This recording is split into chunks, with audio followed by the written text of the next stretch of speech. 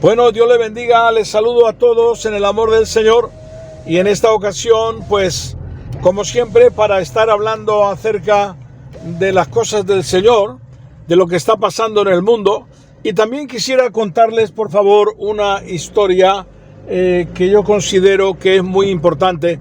Les ruego que pongan atención porque hay un menosprecio muy grande al pueblo gitano, como yo nunca me hubiera imaginado. ¿Por qué me di cuenta de todo esto? Bueno, cada vez que hablamos de las persecuciones gitanas, pues noto un desprecio, sinceramente, lo digo de todo corazón, noto un desprecio hacia el pueblo gitano. Algunos como si estuviera contando algún rollo, alguna mentira, que no sea historia. También como que fuera mentira que miles o no sabemos cuántos miles y miles de gitanos o millones a lo largo de la historia de los reyes católicos, ¿verdad? Hasta Carlos III, pues fueron aniquilados. Bueno, pero de eso vamos a estar hablando porque queremos hablar de uno de los... hay ciertas palabras que no puedo mencionar porque YouTube completamente me corta, es decir, me detecta y me corta. Es una cosa terrible. Y precisamente en cuanto a los calós, que lo digo así, los gitanos, pues es fulminante, realmente es fulminante. No lo entiendo. ¿Por qué? Porque, oiga, yo creo que debieran defender a las personas que son más vulnerables, más perseguidas, pero no, nada. Así que bueno, tengo que hablar con mucho cuidado para que no me corten el vídeo. Bueno, pues antes de nada quiero contarles lo que está pasando en Francia, porque vamos a hablar de muchas cosas, pero quiero contarles lo que está pasando en Francia. Hace unos minutos, recién ahora, acabo de ver que realmente hay una expectativa terrible. Ha habido también un ataque a los ordenadores, a todos los servicios informáticos de Francia. Y claro, tengan en cuenta que todo se controla en cuanto a las Olimpiadas, se controla por medio de ordenadores. Así que fíjese, a unas horas prácticamente de comenzar los Juegos Olímpicos ya hay un ataque. Por otra parte, está con mucho temor, con mucho miedo, porque creen que puede haber un ataque masivo por parte de grupos terroristas. Es posible que así sea, que Dios ponga su mano y que nada suceda. Pero quiero decirles una cosa, por favor, pongan atención a esto. Todos los países que han condenado a Israel porque se ha defendido del grupo Hamás, y ellos están creyendo a las mentiras que Hamás ha dicho, que Israel es un asesino de niños y yo no sé cuántas cosas. Bien, todos los países que han atacado de esa manera a Israel lo van a pagar, ¿verdad? Porque está escrito en la palabra: maldito el que te maldiga y bendito el que te bendice. Porque claro, lo que no se puede hacer es culpar a Israel, ¿verdad?, de las cosas que están sucediendo, cuando es el grupo Hamás, ¿verdad?, grupo terrorista, Hezbollah y otros grupos más que quieren totalmente aniquilar a Israel. Pero aniquilar a Israel no es posible, porque Israel es el pueblo escogido de Dios, a pesar de todo, con todos sus defectos, ¿verdad? Y claro, Dios los defiende por la sencilla razón de que esa tierra, el pueblo de Israel, lo he dicho y lo volveré a decir, pues Dios se lo dio a Israel, no se lo dio a nadie más, se lo ha dado a Israel. Y Israel tiene derecho a defenderse. Y bueno, pues ya saben, estamos viendo mientras paisajes, fíjese qué belleza vemos allí al fondo. Bendito sea el nombre del Señor. La naturaleza que Dios ha creado. Estos científicos que dicen que todo está hecho del Big Bang, ¿no? Que hubo una explosión, ¡pum!, de repente apareció todo y luego empiezan a echar siglos y millones de años para decir que como que si el tiempo realmente hiciera milagros. Bueno, ya saben ustedes lo que yo pienso, que están como una cabra. Perdónenme. Yo creo que Dios es el creador de todo. Para mí no hay ninguna duda acerca de ello. Bueno, pues ahora quería hablarles un poquito de los gitanos, de lo que han padecido, y también quiero hablarles de uno de los mayores, a ver cómo lo digo para que no corten, porque si digo una palabra lo van a cortar. Pues vamos a ver, uno de los que más y más, me alargo un poquito para que la palabra se alargue,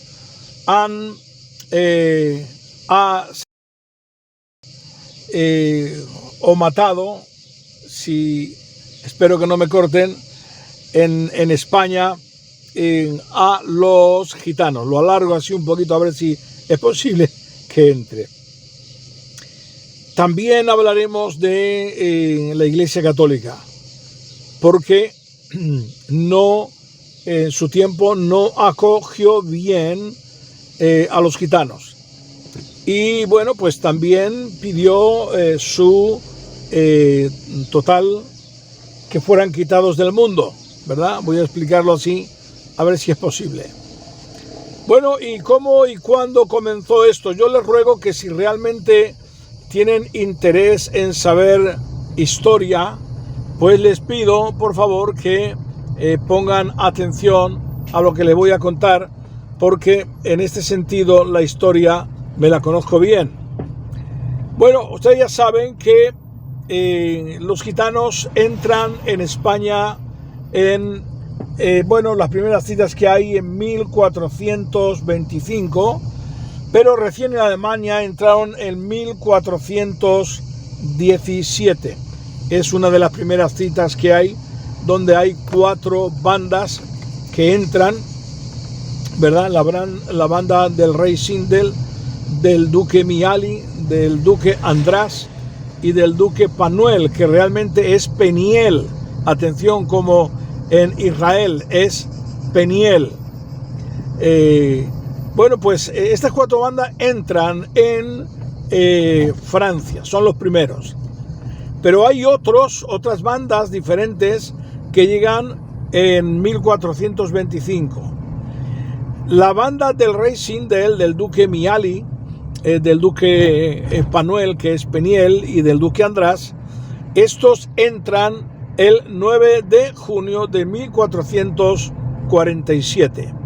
Tanto unos como otros son gitanos, pero proceden por diferentes caminos. Se han tenido que dividir como consecuencia de la persecución. Estos vienen del imperio, primero salen de Egipto, después de Egipto por causa de que los musulmanes invadieron en el siglo VI, invaden a Egipto.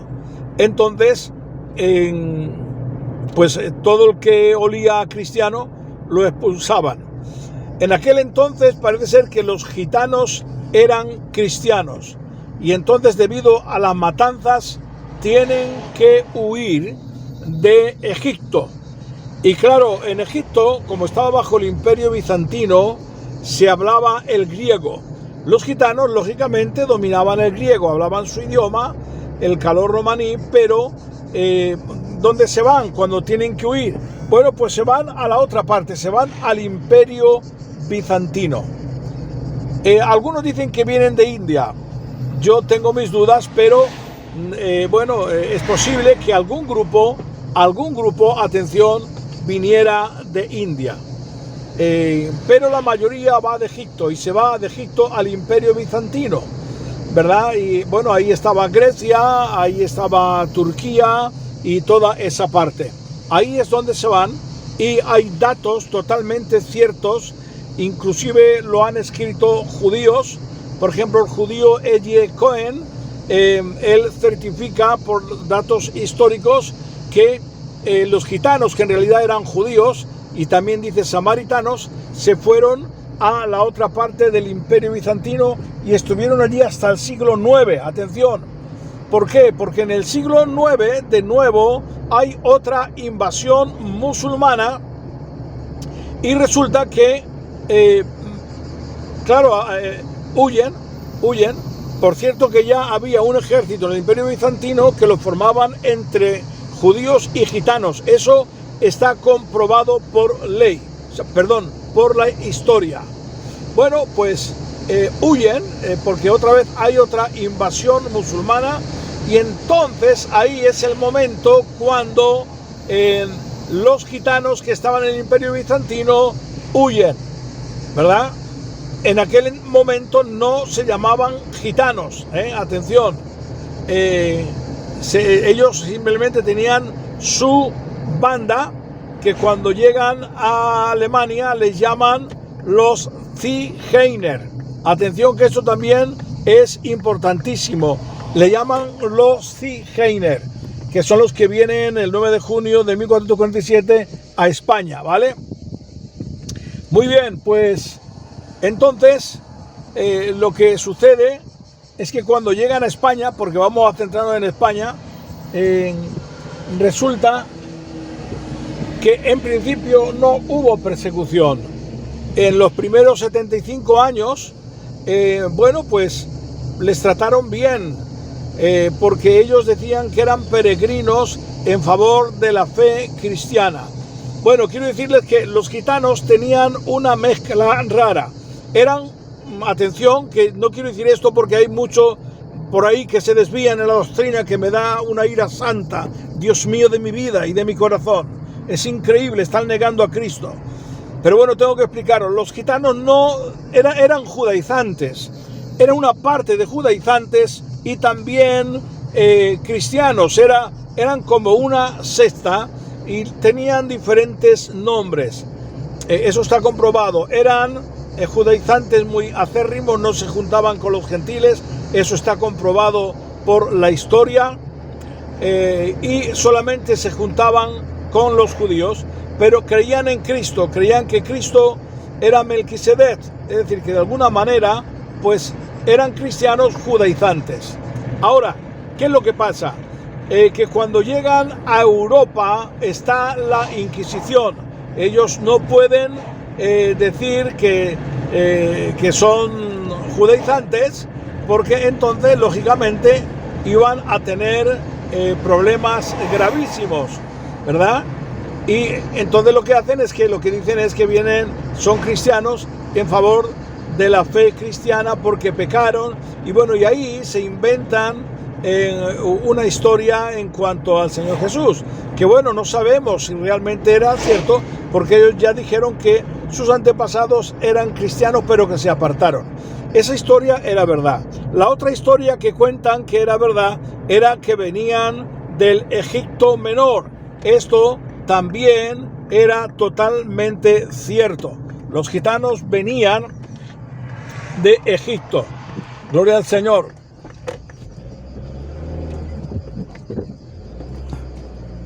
Que era lo que se llamaba el Egipto Menor o Bajo.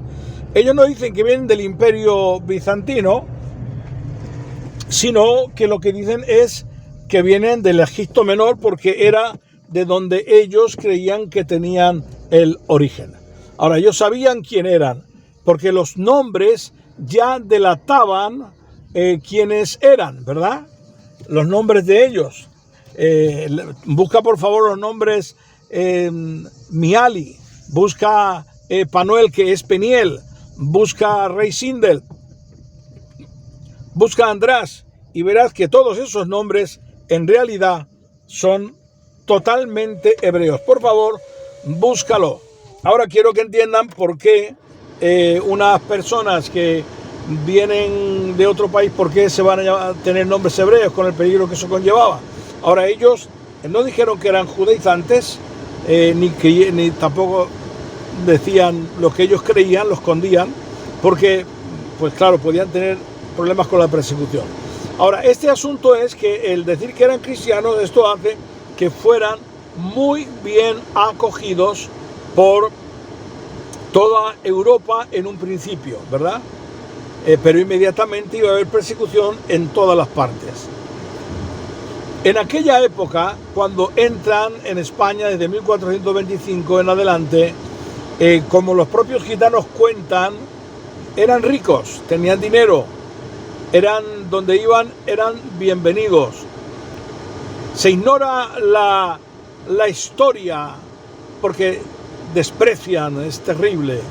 Entonces ellos económicamente andaban bien, no tenían ninguna necesidad, y los propios gitanos cuando fueron perseguidos dijeron que anteriormente a la persecución los gitanos andaban con medias de seda, que era lo más caro que había, ¿verdad?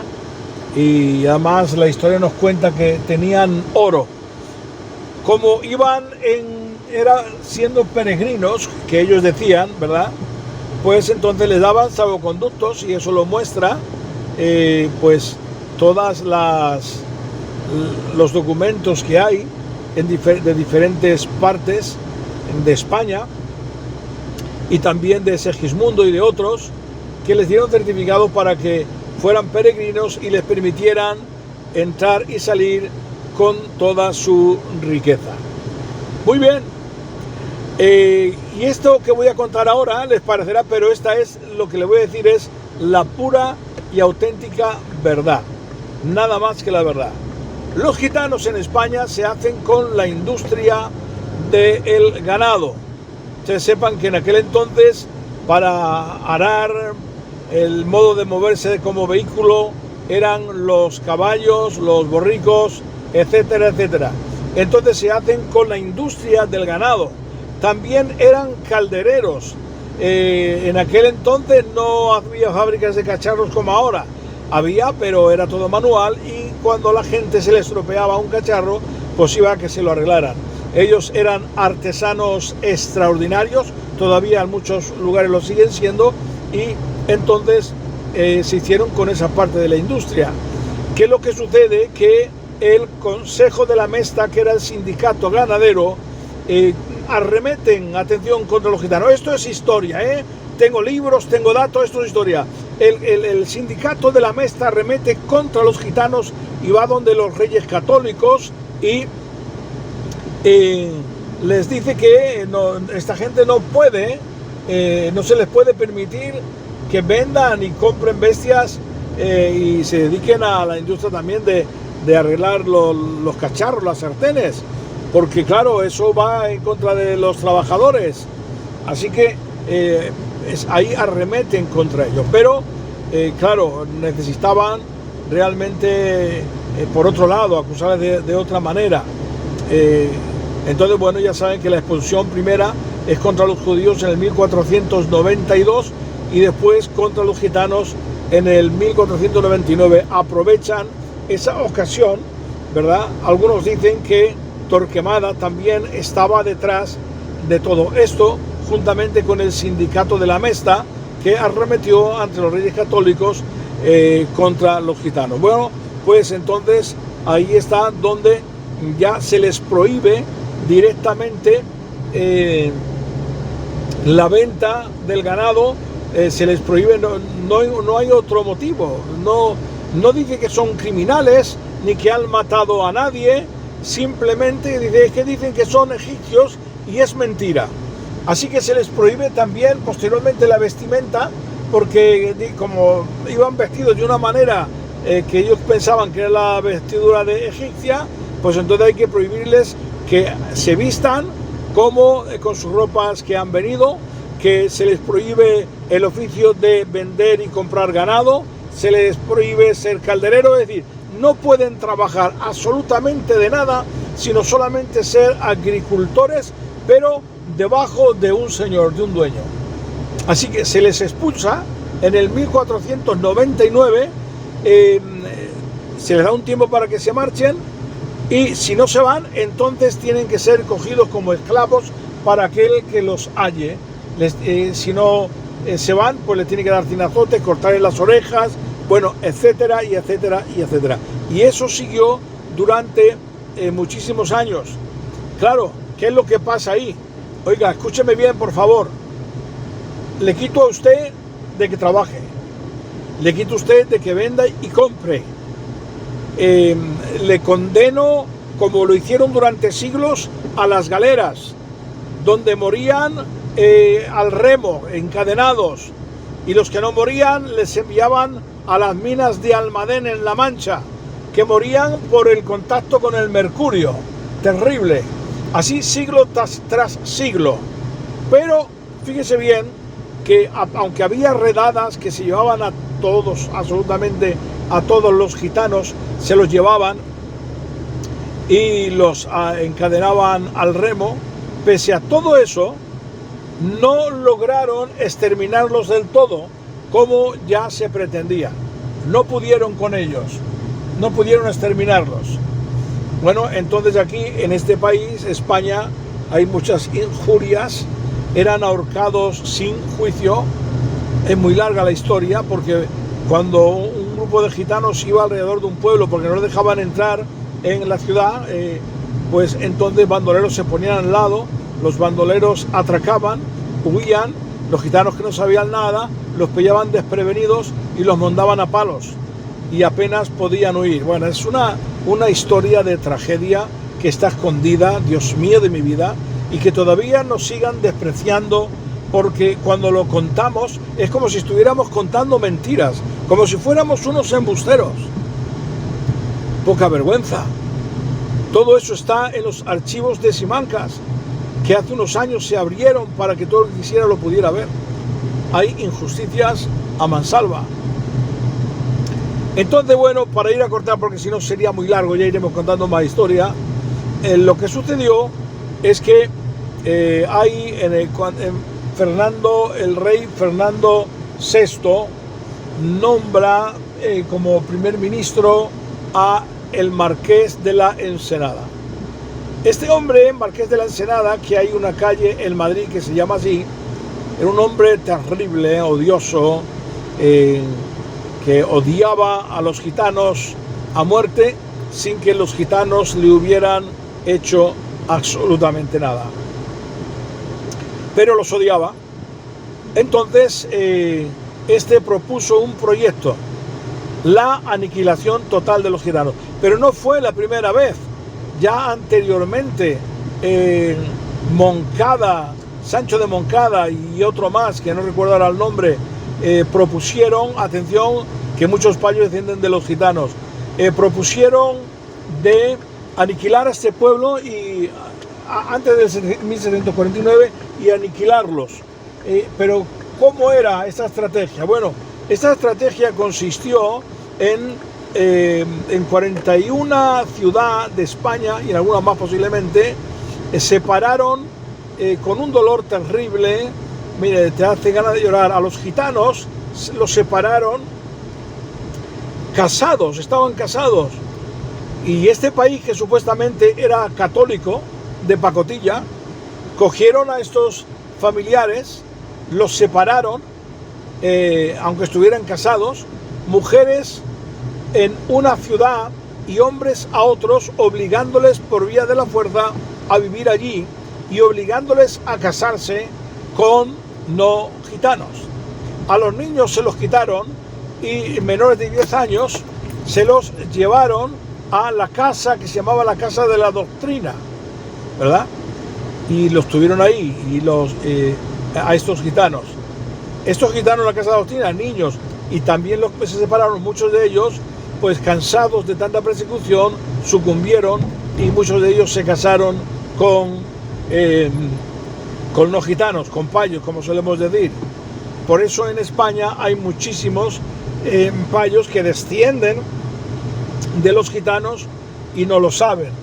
No hace mucho un guardia civil, estudiando su ADN, me lo mandaron, y no sé si fue el mismo que me lo mandó, y efectivamente le dije al guardia civil: mire, usted desciende de gitanos. Y entonces me escribió y me dijo: puede ser, porque algo de eso hay. Este fue el primer genocidio, atención, eso era genocidio.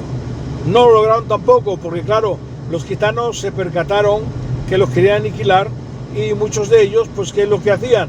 Pues bueno, se fueron como peregrinos, porque antes eran peregrinos, pero era distinto. Se asentaban en lugares, estaban una temporada, pero ahora era más difícil de poder estar en un sitio porque lo masacraban. Entonces se iban por las montañas, por los lugares donde podían, y vivían como podían, ¿no? Entonces, claro, que esto que conllevó que ese aniquilamiento que ya había proyectado Sancho de Moncada y otro más, pues no fue posible, porque los gitanos huyeron, no querían que los destruyeran su etnia y no se querían casar con los payos, como suelo decir, porque eran una cultura distinta, era todo distinto. Entonces no quisieron mezclarse, huyeron, y aparte por las persecuciones también, porque no querían ser llevados a las galeras, porque era algo realmente terrible, donde morían la mayoría y trataban de huir hasta donde podían. Miles o cientos de miles y miles murieron atados al remo. Entonces no podían pillarlos a todos. Estoy tratando de resumir porque me viene a la mente pues todo, y porque ha sido mucho tiempo de estudio. Entonces, claro, hemos fracasado en aniquilar a estos gitanos. ¿Cómo hacemos?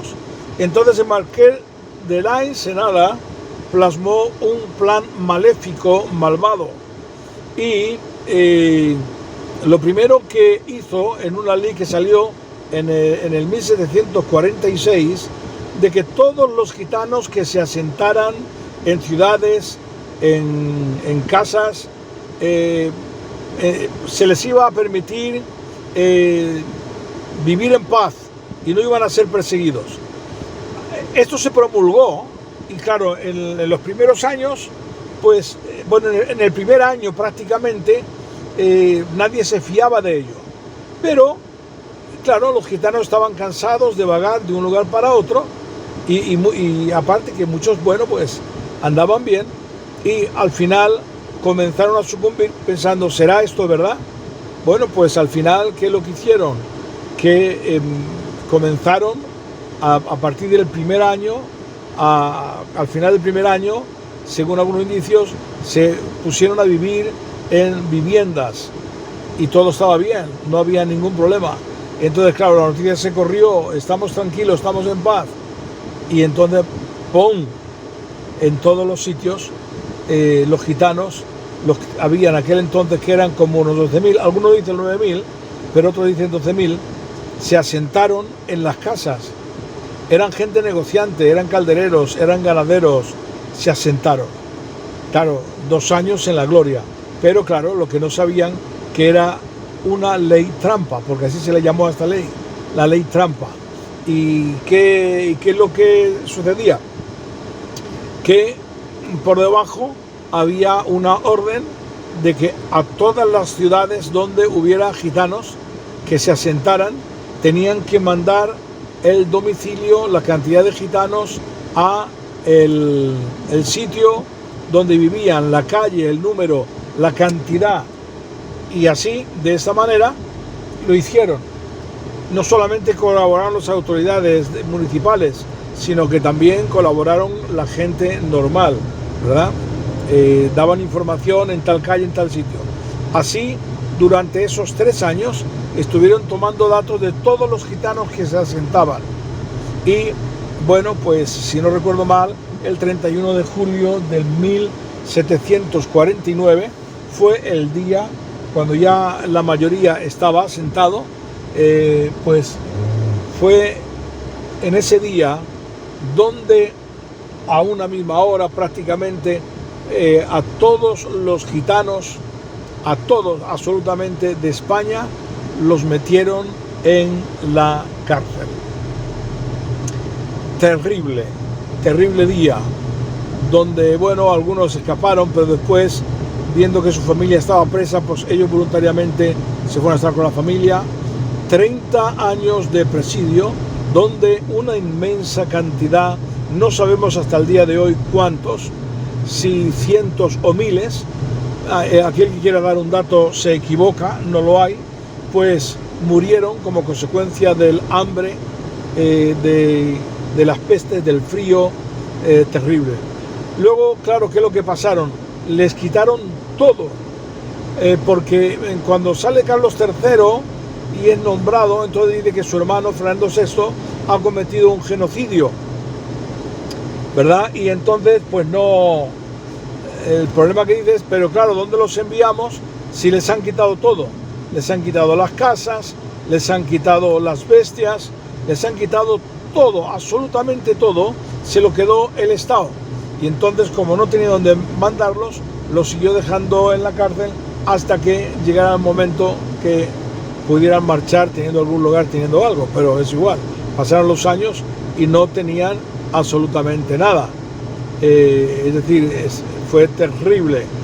Así que cuántos murieron no lo sabemos. Sabemos que pues, pudieron ser miles, porque fueron muchos años, ¿verdad?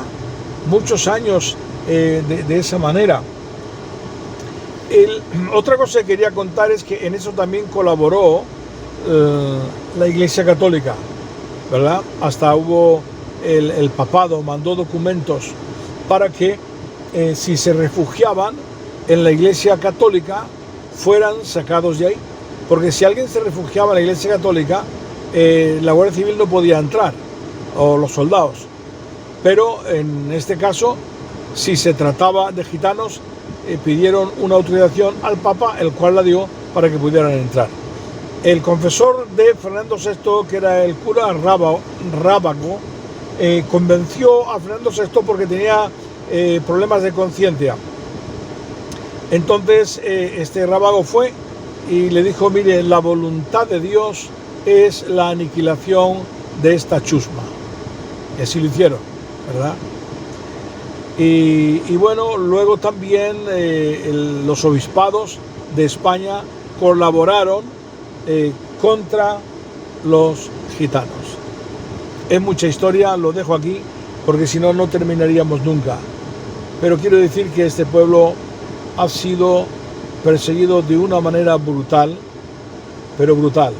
Hay muchas escenas, muchas historias, ¿verdad?, que se pueden contar, cómo ahorcaban a los gitanos sin juicio. Les culpaban de crímenes que no habían cometido. No digo que, como en todos los sitios hay buenos y malos, que gitanos cometieran delitos penales, ¿verdad? Pero en muchos de los casos a los que cogieron presos no habían cometido nada y les ahorcaron. Y encima, como haciendo un favor, en algún caso les bautizaron con su propia sangre. Horrible, terrible. Eso está documentado porque Sancho de Moncada y otro más que no me acuerdo quién era, y algunos más, ellos mismos le escriben al rey, me parece que fue Felipe II, Felipe III, donde le contaron, como si fuera esto algo bueno, lo que habían hecho con los gitanicos, a los que habían encontrado, y les culparon sin juicio, un juicio ahí entre ellos, y como haciéndoles un favor, le bautizaron con su propia sangre. Horrible. Bueno, Dios le bendiga. Esto no es para, atención, guardar odio ni resentimiento, porque los que nos hemos convertido al Señor hemos perdonado a todo el mundo. No hay odio, no hay rencor, no debe haberlo, pero no podemos ignorar la historia. Un pueblo que ignora su historia está sumido al fracaso. Así que perdonamos, hemos perdonado en el nombre de Cristo, pero eso no significa que no debamos hablar y decir lo que realmente pasó. Que el Señor os bendiga a todos. Un abrazo.